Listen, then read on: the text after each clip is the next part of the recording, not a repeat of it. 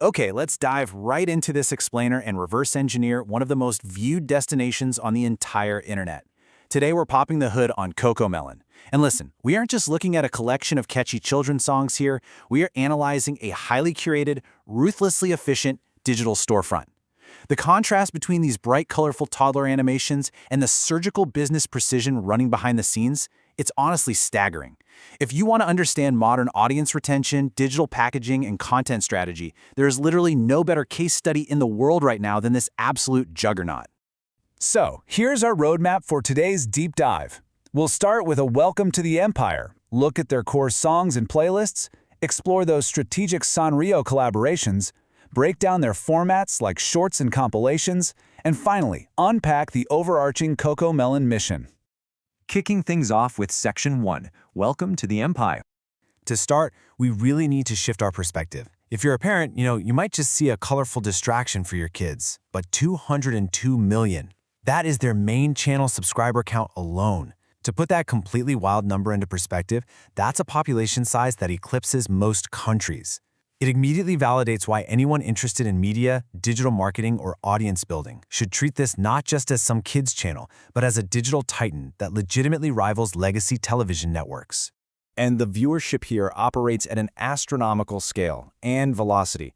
Older, established releases like their Banana Phone song, those sit at a massive 32 million views. Their Wheels on the Bus back-to-school video pulled 10 million views in just over a week. But what's even more impressive is the sheer momentum of their new content. Take a video like Dinosaur Safari, which is essentially a brand new upload. It pulled in nearly 500,000 views in just 2 days. They are generating traction every single week that most creators would take years to build. Moving right along to Section 2, Core Songs and Playlists.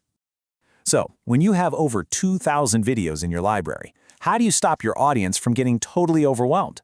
Well, you don't just upload randomly. You curate highly functional playlists like Summer Songs, Nursery Rhymes, and Let's Move.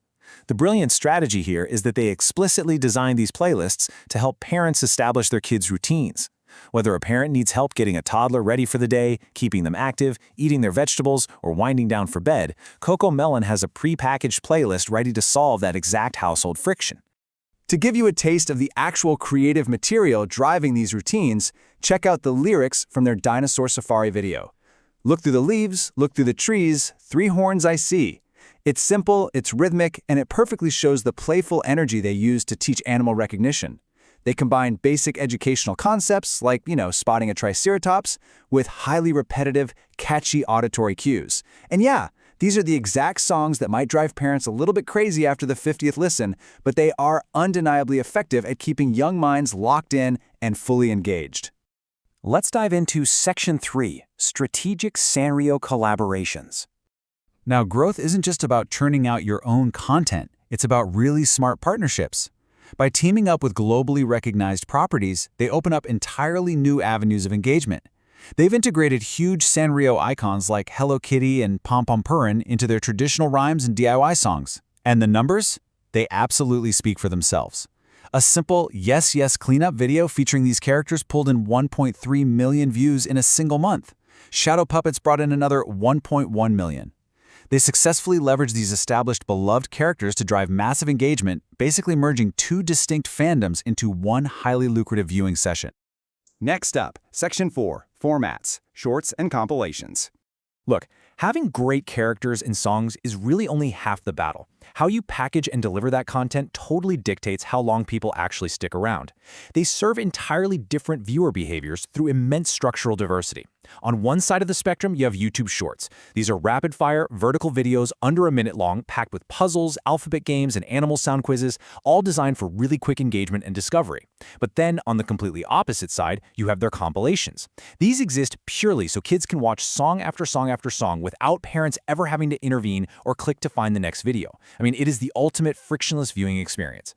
This setup creates a perfectly engineered user journey. Step 1. Hook the viewer with those fast-paced, highly discoverable vertical shorts. Step 2. Engage them with high-quality 3-minute core songs like Wheels on the Bus or Teddy Bear Yoga. Step 3. Retain that attention by funneling them straight into a seamless, long-form compilation session. They literally move a viewer from rapid discovery straight into hours of watch time, mastering every single stage of the audience retention funnel in the process. Finally, we arrive at Section 5, the Cocomelon mission. So, what's the underlying framework and network layout that makes parents confidently hit that subscribe button time and time again? Well, rather than housing everything in one giant monolithic channel, they've built this incredibly sophisticated web of sub-brands. They segment their massive audience by specific characters or themes. If a kid loves the character Cody, boom, there's Cody time. If they love animals, there's JJ's Animal Time. If they want Spanish-inclusive content, there's Nina's Familia. They're essentially building their own self-contained cable network, seamlessly cross-pollinating viewers across this carefully curated ecosystem.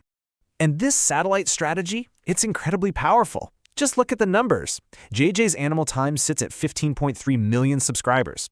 Cody Time has over 8.2 million.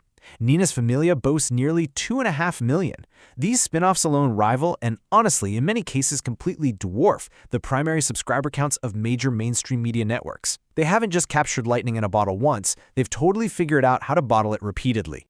Ultimately, it all comes back to their core philosophy, where kids can be happy and smart.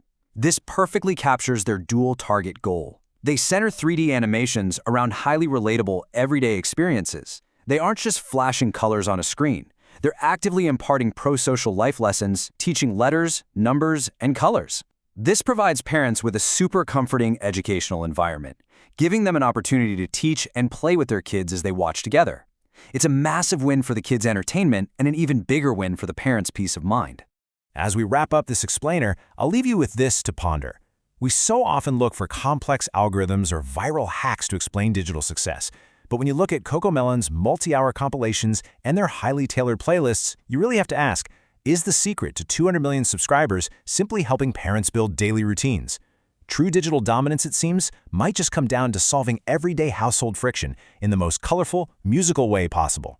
Thanks for joining me on this deep dive, and definitely keep an eye out for how these exact strategies show up in the content you consume every single day.